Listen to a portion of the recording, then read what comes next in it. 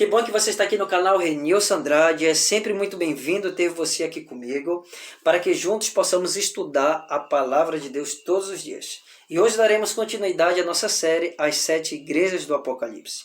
E em especial falaremos sobre a quarta igreja, a igreja de Tiatira. E aqui a partir de então, nós iremos encontrar coisas muito interessantes na história do cristianismo. Aqui começou tudo, posso dizer assim. A grande reforma protestante está aqui dentro da carta de Tiatira. E Deus então conduziu o seu povo ao longo da história para que hoje, mais uma vez, proclamarmos a verdade de Jesus e que muito em breve ele voltará. E devemos anunciar isso com todas as nossas forças para todos em nossa geração. Antes de tudo, eu queria convidar você a curtir esse vídeo, deixar o seu like, ative seu sininho, tá? Para que o YouTube possa ter relevância e entender que o conteúdo é bom e ele merece e ele deve ser compartilhado para outras pessoas ao seu redor. Então é muito importante para que você curte o vídeo. E eu queria também convidar você para que você possa se inscrever no nosso canal. Ok? Porque muito em breve teremos grandes novidades, mas é importante nós termos pessoas inscritas, os vídeos curtidos e etc. Antes de tudo, abra sua Bíblia e aí em Apocalipse capítulo 2 e logo em seguida vamos fazer uma rápida oração para darmos início ao nosso estudo. Ok? Mas antes, devemos sempre lembrar que essas mensagens a essas igrejas não se limitaram apenas para a igreja local, ok? Mas essas mensagens representariam períodos que o povo de Deus passaria ao longo da história antes da volta de Jesus. E aí, o período da carta a Tiatira começa ali do ano 538, ok?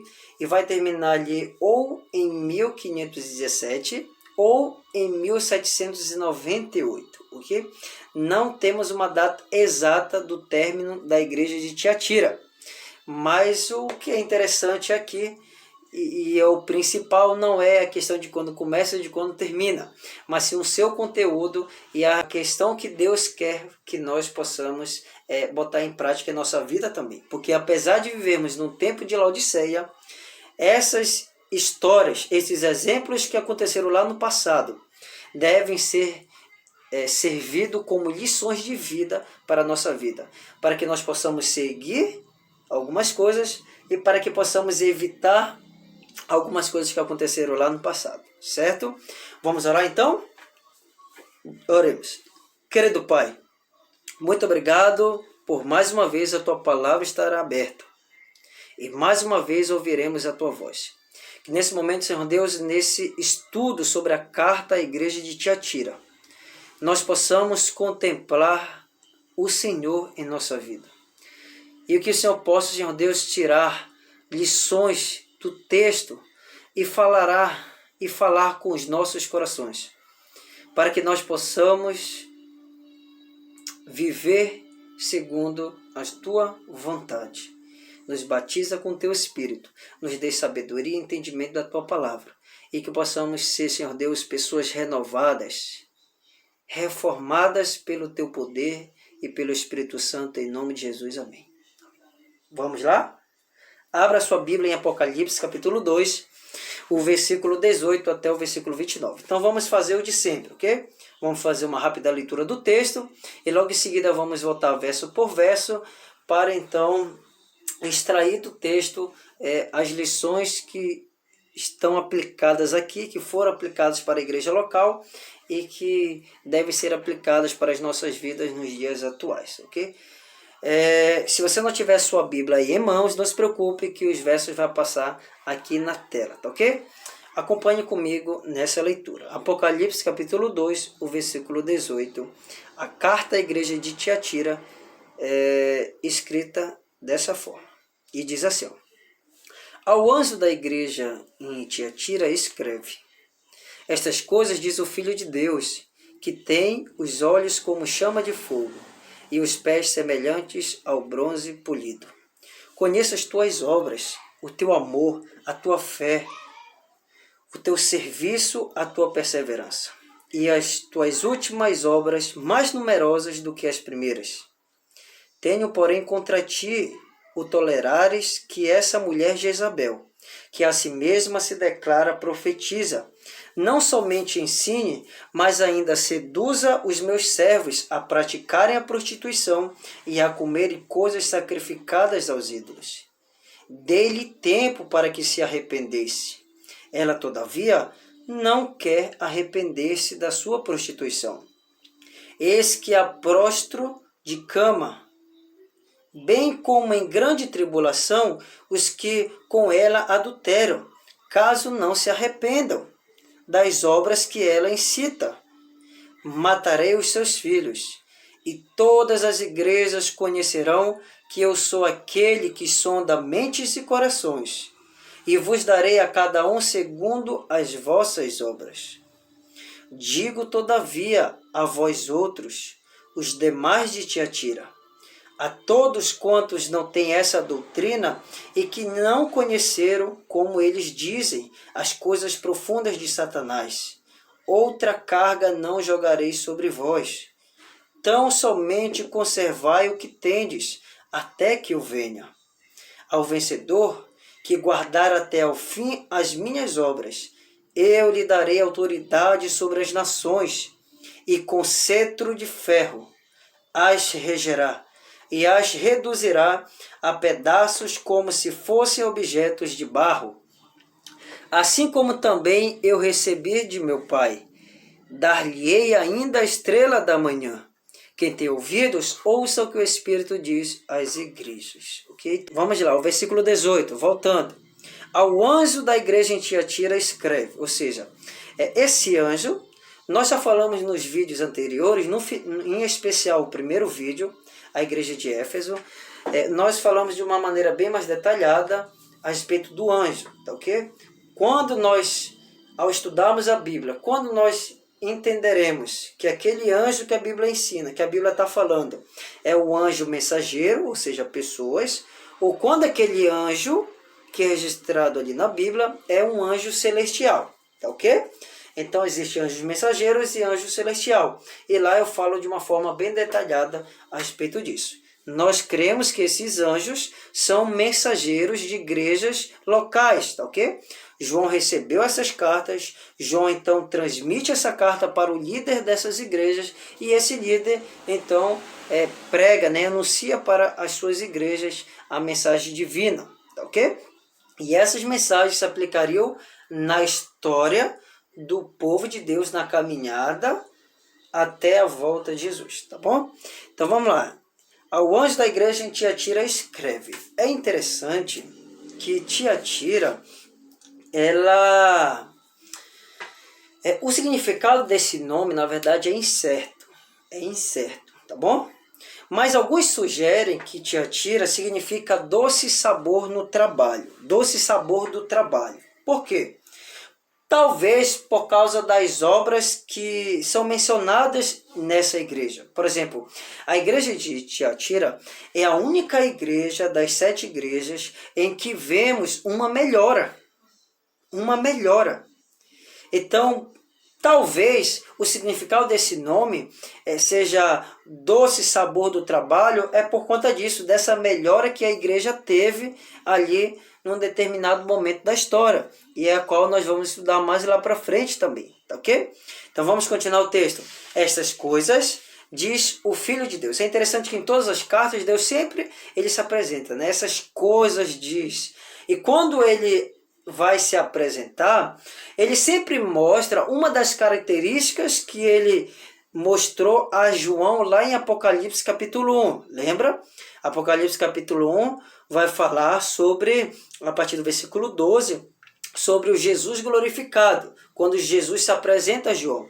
E João então escreve as características daquele Jesus que ele viu em glória, né? E quando você olha as cartas do Apocalipse, você vai ver que Jesus, ele se apresenta de alguma característica que ele se apresentou lá com João. E isso você vai ver nos vídeos anteriores, né? O tipo de característica que ele se apresenta, isso também conta muito com o contexto da igreja, com o contexto da situação ali a qual o povo dele estava passando, ok? E aqui o contexto dessa igreja, como é que Jesus vai se apresentar? Essas coisas diz o Filho de Deus. O Filho de Deus, você vai ver lá em Lucas capítulo 1, versículo 35, essa mesma expressão, né? Quando ali o Espírito Santo ali fez com que Maria engravidasse do menino Jesus, né? O Filho de Deus estaria ali para a nascer, para salvar toda a humanidade. E outros versos falam a respeito do Filho de Deus. Até mesmo o livro de Apocalipse, no capítulo 1, tá ok? Vai falar sobre o Filho de Deus, tá? Continuando, que tem os olhos como chama de fogo e os pés semelhantes ao bronze polido. Então essa é uma característica que você vai ver lá em Apocalipse capítulo 1, o versículo 14 e o versículo 15, tá ok? Então tudo isso tem um significado nesse início de partida, posso dizer assim, com como Jesus se apresenta à igreja, tá bom? Como chama, os seus olhos eram como chama de fogo. Então é importante nós se atentar para esses detalhes, né? Chama de fogo. A igreja de Tiatira, ela foi uma igreja que por pouco, quase a chama pela verdade se apagou, ok? E Jesus se apresenta como o chama, né? Os seus olhos como chama de fogo, né? E ali tem vários significados para o texto. Mas vamos continuar, porque tem outras coisas importantes também para nós compreendermos. E aí ele vai dizer o seguinte no versículo 19: conheço as tuas obras. É interessante que em todas as cartas Deus vai dizer que ele conhece as obras, né, da igreja. E Deus não só conhece os problemas, mas ele é a solução para esses problemas. Então Deus trabalha de forma coletiva e Deus trabalha de forma individual com cada ser humano, ok? Deus conhecia as obras da igreja de Tiatira. E quais eram as obras da igreja de Tiatira?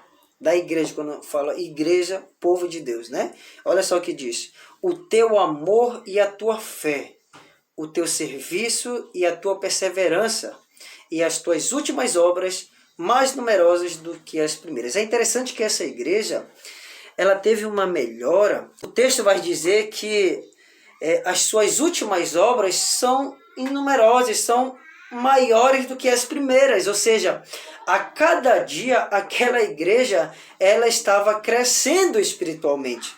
A cada dia aquela chama estava crescendo.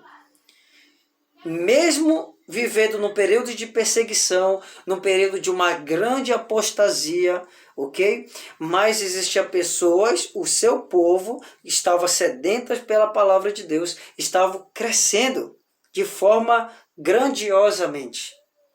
Tão grandiosamente que foi nesse contexto, nesse período, em que tivemos a grande, então aí, reforma protestante, né?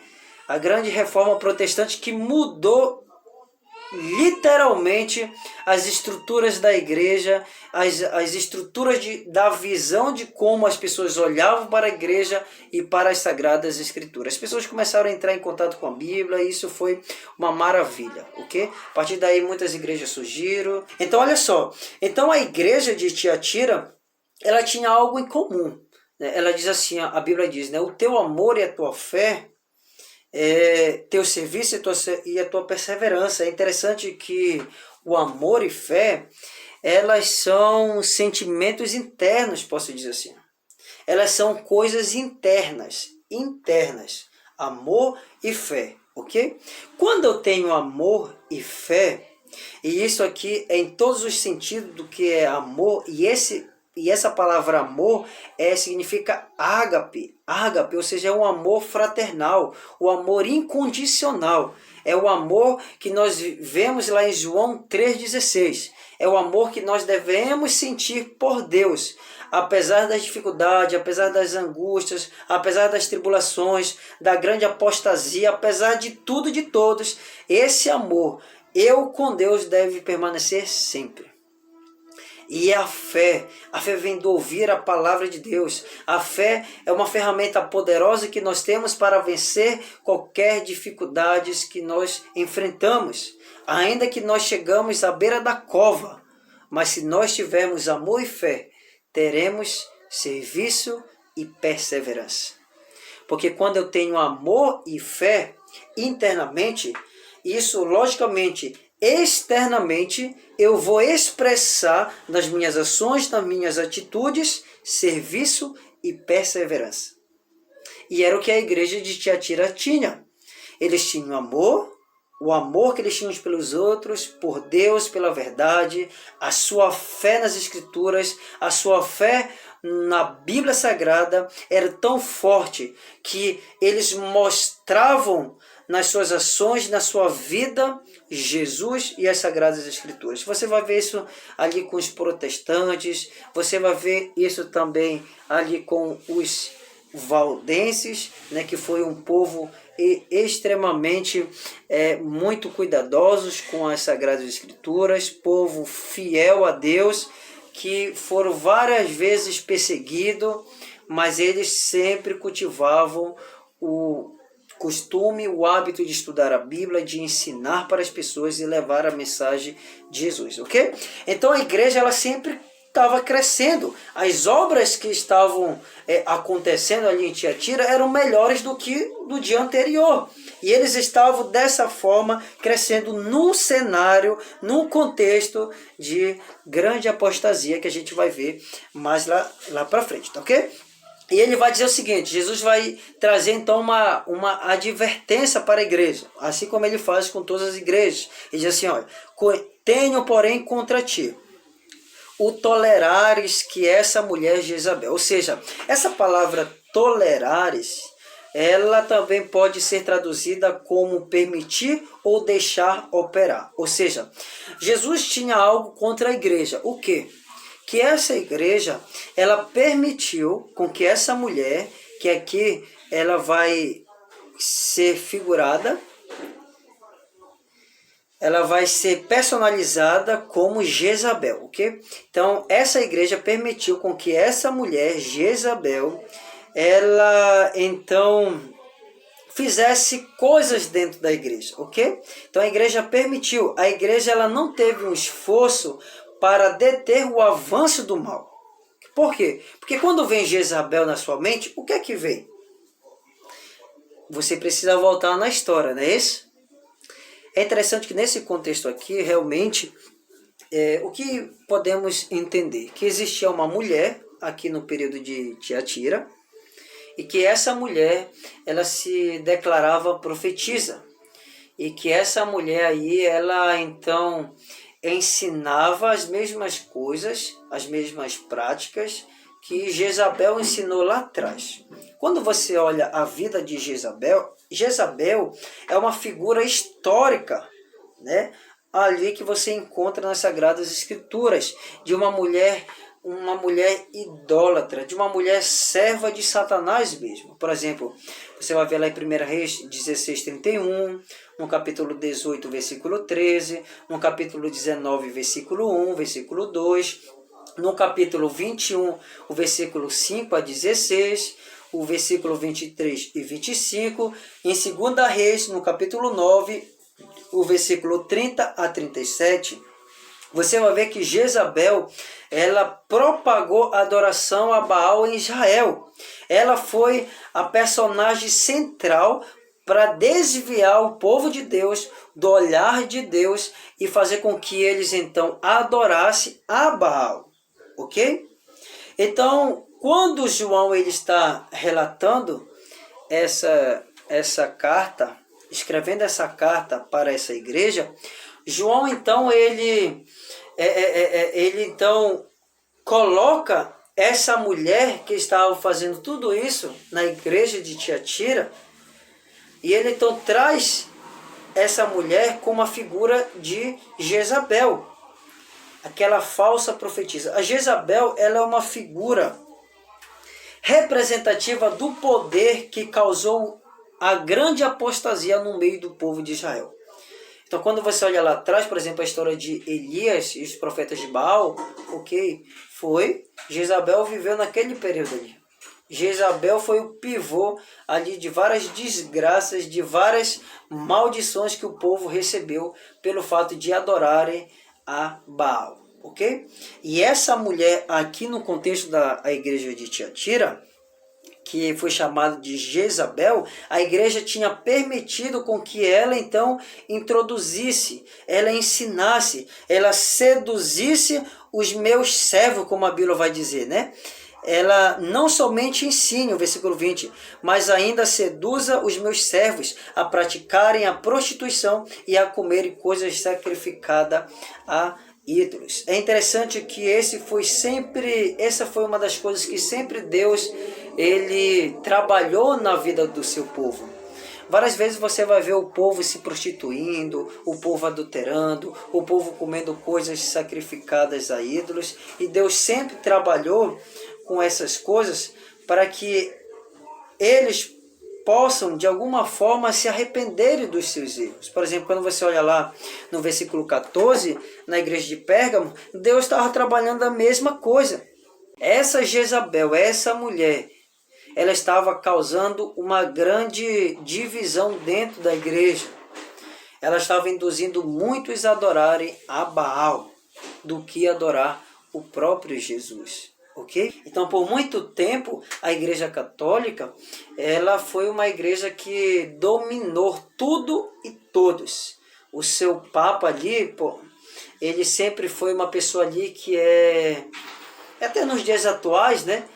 É uma representação de Deus, né, aqui na Terra, é um ser representante de Deus nessa Terra, mas lá no passado era de uma forma bem mais tensa, onde ele determinava as coisas, onde ele mandava nas coisas, entendeu? Mandava mais do que o presidente do país da época, do que um rei, enfim, então ele tinha muito poder a respeito tanto político e religioso. E esse mesmo poder vai voltar na história mais lá para frente. Enfim, isso aí é um outro assunto, ok? Então Deus sempre trabalhou para que o povo ele saísse da prostituição. Prostituição é muito mais do que apenas sexo, né? E as práticas de comer comidas sacrificadas aos ídolos. Era muito comum ali entre esses povos, ali no período ali medieval, no período ali do surgimento ali de algumas igrejas, ok? Então tudo isso estava acontecendo ali no meio do povo. O versículo 21, dê-lhe tempo para que se arrependesse, ou seja, a porta da graça, a porta da misericórdia ainda está aberta para todos.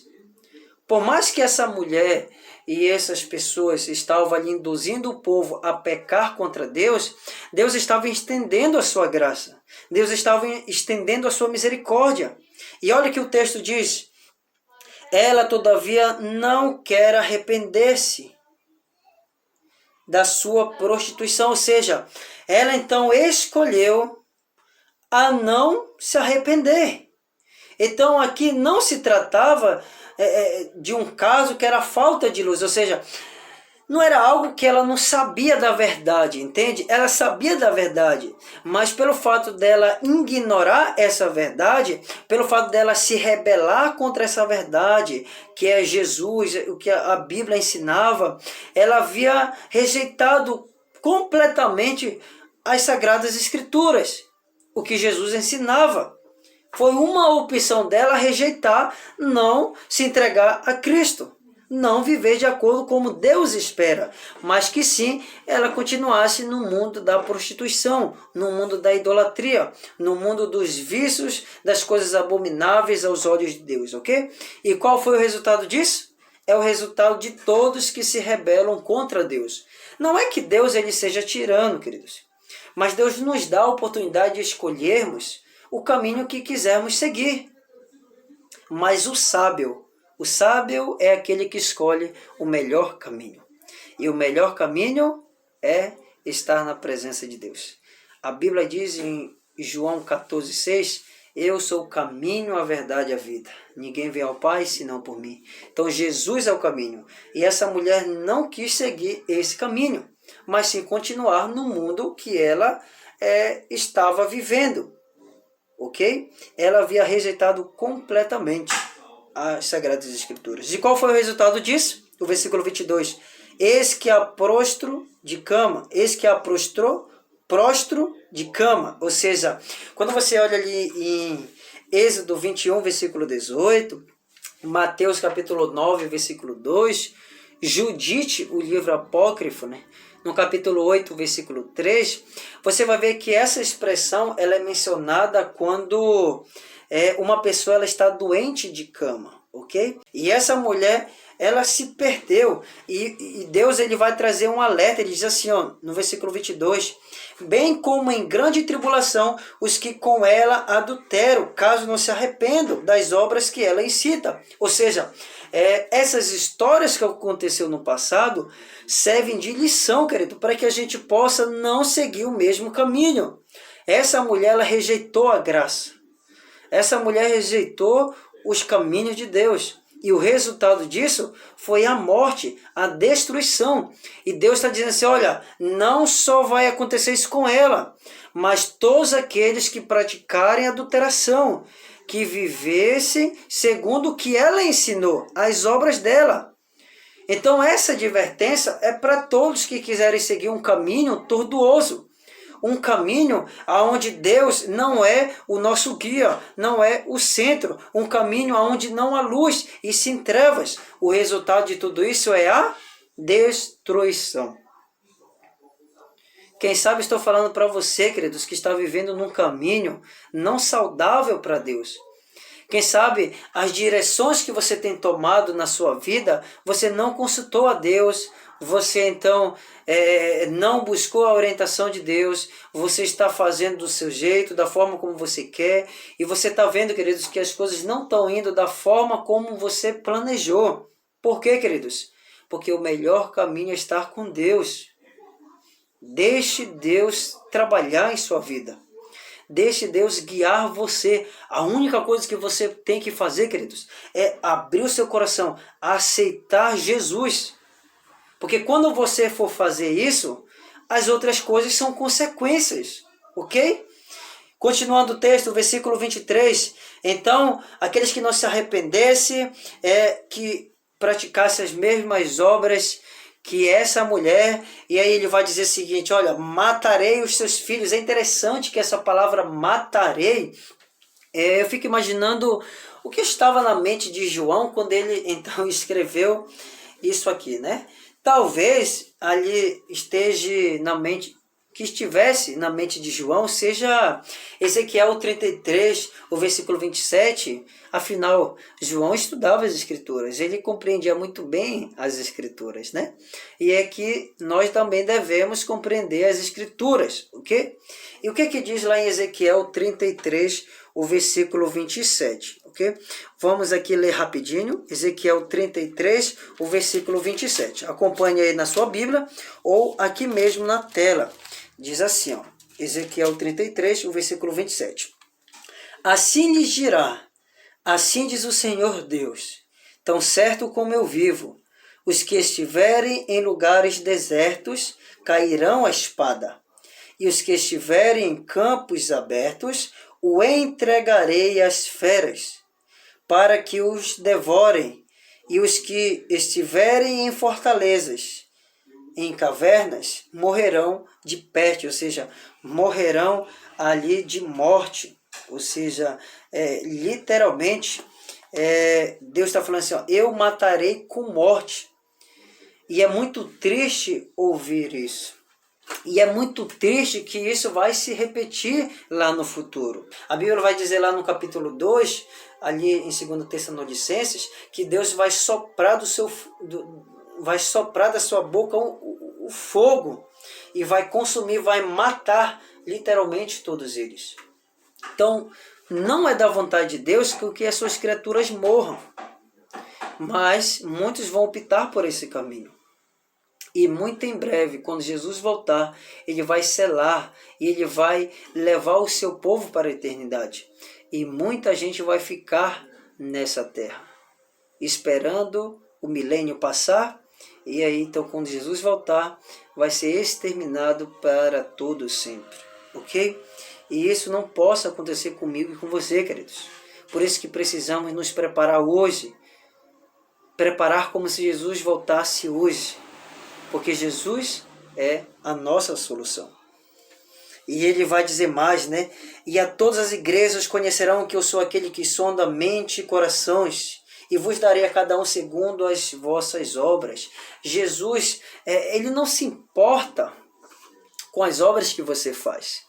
As obras são importantes? Sim, claro que são importantes. Porque o salvo, ele vai dar boas obras.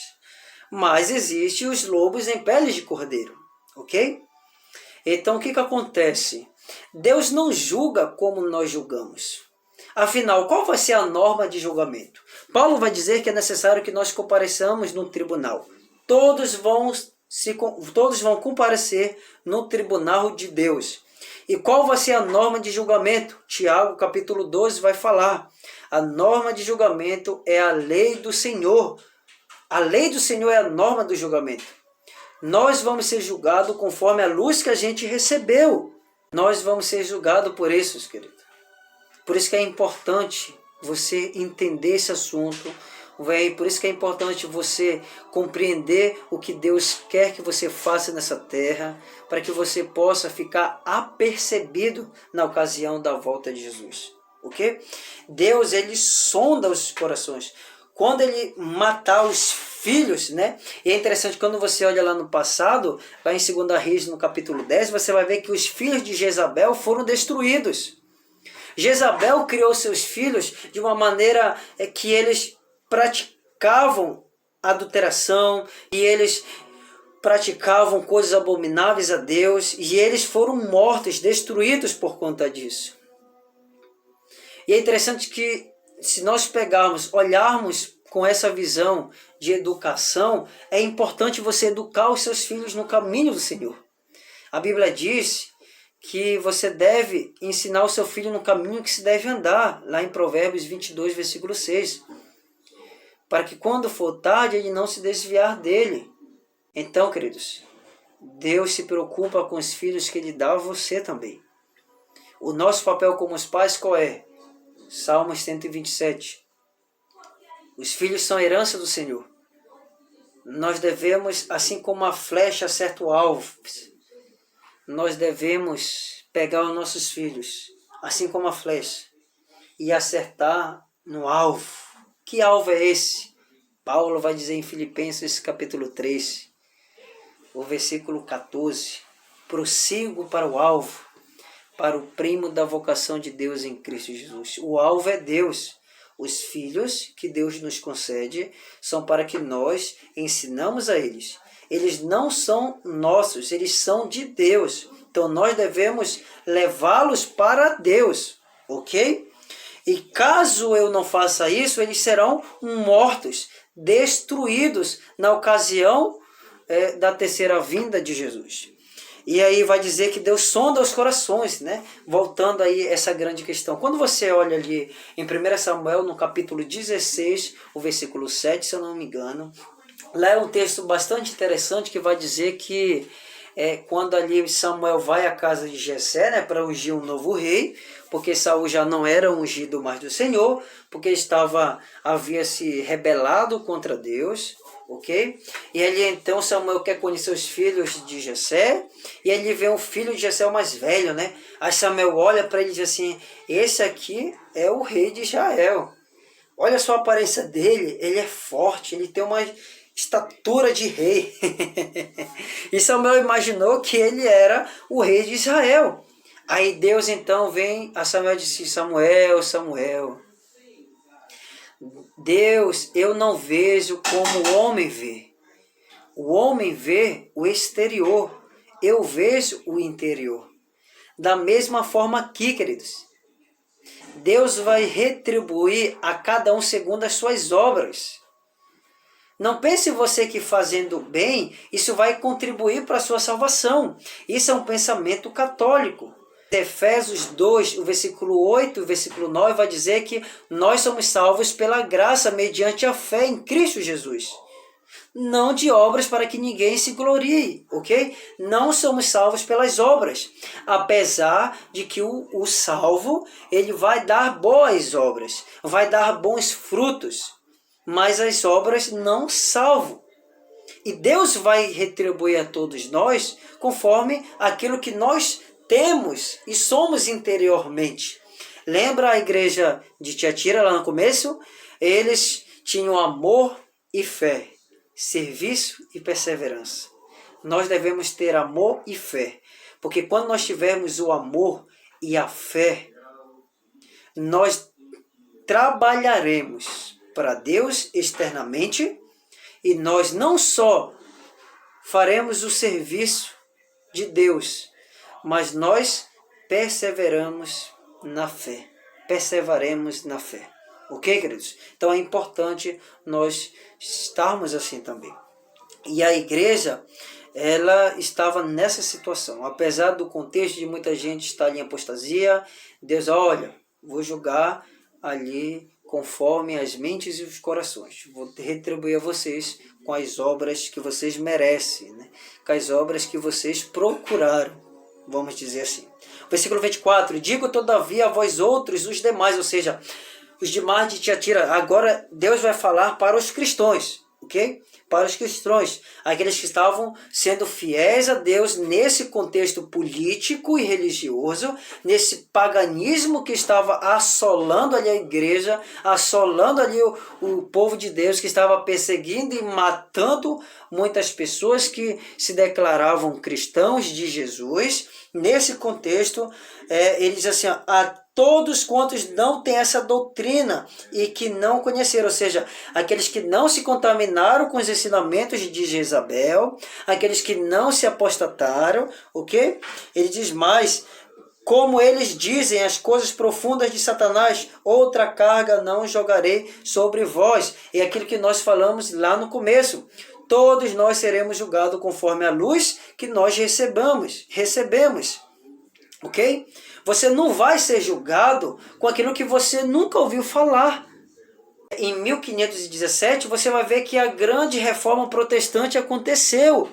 E você vai ver que vários protestantes surgiram trazendo as mensagens de Deus, mexendo com as estruturas da igreja, mexendo com as estruturas das pessoas. As pessoas começaram a raciocinar mais, começaram então a entrar em contato com a Bíblia, e eles começaram então a estudar, mastigar as Sagradas Escrituras, e aí vem o surgimento de muitas igrejas. Você vai ver aí vários protestantes, por exemplo, João Calvino, né? Você vai ver Martinho Lutero, John Wycliffe, John Hus, outros protestantes que viveram nesse período aí, que trouxeram as reformas para que as pessoas elas conhecessem as Sagradas Escrituras. Deus guiou homens e mulheres para proclamar a verdade da cruz. Foram fortemente perseguidos, mas eles praticaram a fé que eles obtiveram ao longo da sua história. Eles tinham um amor e a fé dentro deles. E nada iria afastá-los de Deus. Amém? Então, todos seremos julgados conforme a luz que recebemos. O versículo 25. Tão somente conservai o que tendes. Deus estava dizendo, olha, conserva o que tendes. Vocês aí no período da reforma protestante, vocês aí da igreja de Tiatira, vocês que estão me assistindo aí, conservas o que tendes até que eu venha. Porque quando Jesus voltar, querido, tudo vai ser novo. E é interessante que nós vemos essa bendita esperança em Tito capítulo 2, versículo 13. Né? Aguardamos a bendita esperança de Jesus. Ele fez a promessa de que um dia ele voltaria. E ele vai voltar. Então, enquanto vivermos nesse mundo, teremos lutas, aflições, dificuldades, mas devemos ter bom ânimo, como diz João 16:33, porque eu venci o mundo. Jesus vai voltar muito em breve. Jesus vai lhe recompensar com os céus, mas nada justificará a sua perda para o céu. Continuando o texto, ao vencedor, que guarda até o fim as minhas obras, Eu lhe darei autoridade sobre as nações. Quando você olha lá em Apocalipse, capítulo 20, o versículo 4, Jesus vai nos dar autoridade para julgarmos tantos perdidos, tantos Satanás, tantos seus demônios. Nós vamos julgar com Jesus durante 1000 anos no céu. Deus não vê o que o homem vê. O homem vê o exterior. Deus vê o interior. Eu não sei como você é interiormente. Você não sabe como eu sou interiormente. Então, nesse mundo a qual nós vivemos, não sabemos quem está salvo e quem está perdido. Hoje você pode estar salvo, mas amanhã você pode estar perdido. Hoje você está perdido, mas daqui a pouco você pode estar salvo. Tudo depende de amor e fé. Amor em Jesus. Amor ao próximo. Amor pelas verdades. E fé. Porque sem fé é impossível agradar a Deus. E quando eu tiver isso, as minhas obras vão mostrar serviço e perseverança. Continuando o texto, e com cetro de ferro. É interessante que essa expressão cetro, nós podemos aí então entender esse símbolo aí como um símbolo de governo quanto ao instrumento de punição, né? Conforme ali Salmos 125, versículo 2. É interessante que esse verso aqui, baseado ali no Salmos 2, versículo 9, você vai ver que praticamente é a mesma coisa que está escrito, né? E com cetro de ferro, ou seja, com governo, com autoridade, você vai punir. Deus vai punir com cetro de ferro, as regerá e as reduzirá a pedaços como se fossem objetos de barro. É interessante que na segunda vinda de Cristo, reduzirá as nações a pedaços como um cetro de ferro, né? E aqui eu me lembrei da estátua de Nabucodonosor. Ele tem a visão ali daquela estátua, né? Lá em Daniel capítulo 2. E aí Daniel então ele vai trazer a interpretação. E você vai ver que os pés ali é de barro com ferro, né? Aqueles pés ali é a última fase antes ali do reino de Cristo que se estabelecerá por toda a eternidade. E você percebe ali na história que quando a estátua estava ali, logo em seguida veio uma pedra sem auxílio de mãos, né? E bateu ali no pé da estátua, no pé ali de barro, de ferro. E ali a estátua, ela então se despedaçou. Aquela pedra é a pedra angular, o reino de Cristo, que vai ser estabelecido nessa terra e não vai passar por nada. O mal nunca mais irá existir. Amém por isso.